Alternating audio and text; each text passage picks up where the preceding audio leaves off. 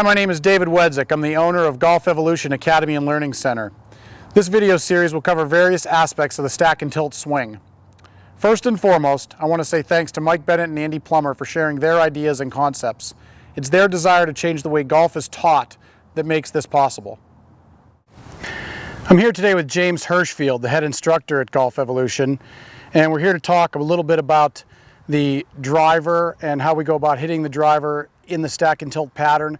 We get this question a lot, both through email, through the forums. It comes up a lot, so we wanted to share our thoughts on this today.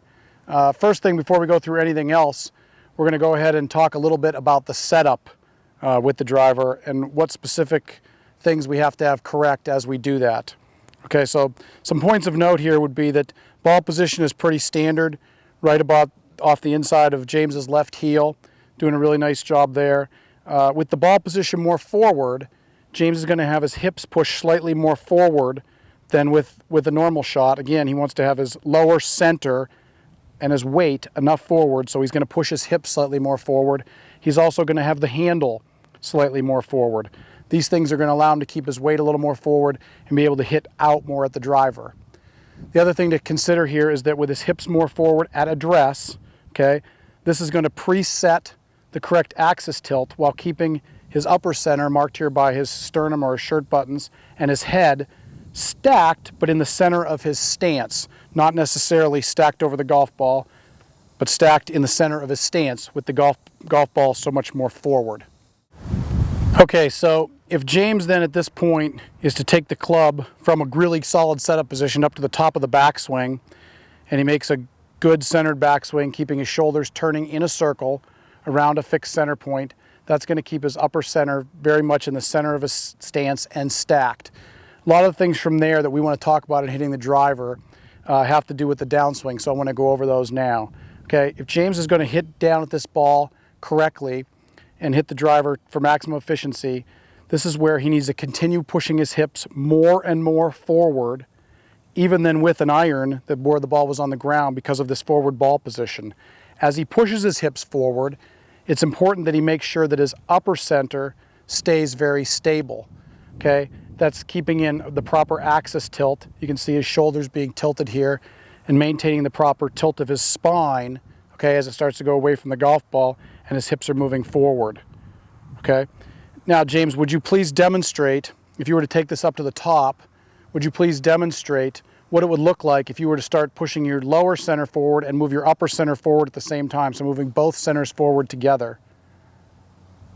Okay, if both centers were to go forward together in this manner, it would become very difficult to begin to get the club out of its descent. James would be hitting, and this is some of the problems we hear, we see the videos sent in, this is some of the problems a lot of you are having, where both centers, in trying to move forward, both centers are going forward, and the golf ball is being hit very low. We're getting balls that are pushing block type shots, and we can't get the ball up in the air the way we'd like to, or most players would like to with the driver.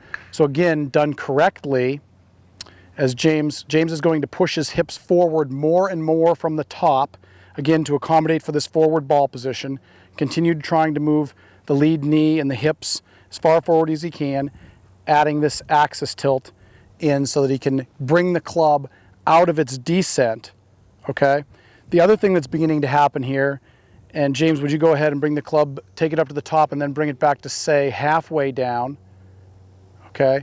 Now as the club starts to reach parallel to the ground again here now in the downswing and he's pushing his hips forward, this is the other thing that's going on where James wants to begin to bring this club out of its descent. He's going to do so by beginning to straighten his legs or push off the ground or extend. This would be the jumping piece. He's going to be pushing off the ground with his legs. His belt level is going to begin raising. He's going to begin extending much more through the shot. This is where the belt level's raising, the chest starts expanding, the butt is tucking, and another piece that is bringing the club out of that steep descent. Now, important to note here, we're not saying at all that we're prescribing that you hit this ball on the upswing. The driver, we would like to see hit for maximum efficiency somewhere 1 to 2 degrees on the downswing, which is at a far shallower angle of descent than, say, a 5, 6, 7, or 8 iron. So it becomes very important in going over these things again that James is able to slide his hips forward further and further, straighten his legs to bring the club out of its descent, begin to raise his belt, right? So he can still keep the handle forward, hit out at this golf ball, raise his belt, tuck his butt, expand his chest, all while keeping his upper center, so his head, his sternum, fixed in the center of his stance, okay? And this is important here. Fixed in the center of his stance, not so much that his upper center and head are going to be fixed over the golf ball or the low point of the golf ball, which would be more common to be seen in, say, a 6 or a 7 iron. The ball is very far forward.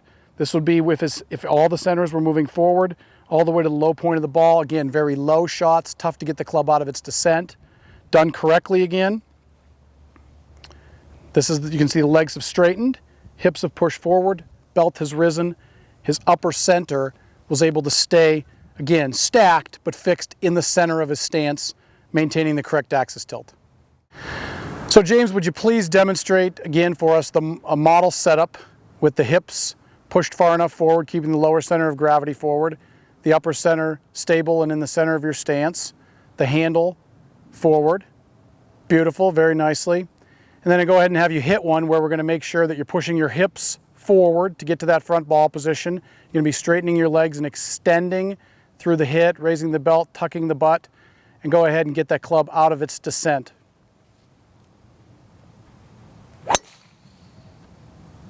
Nice.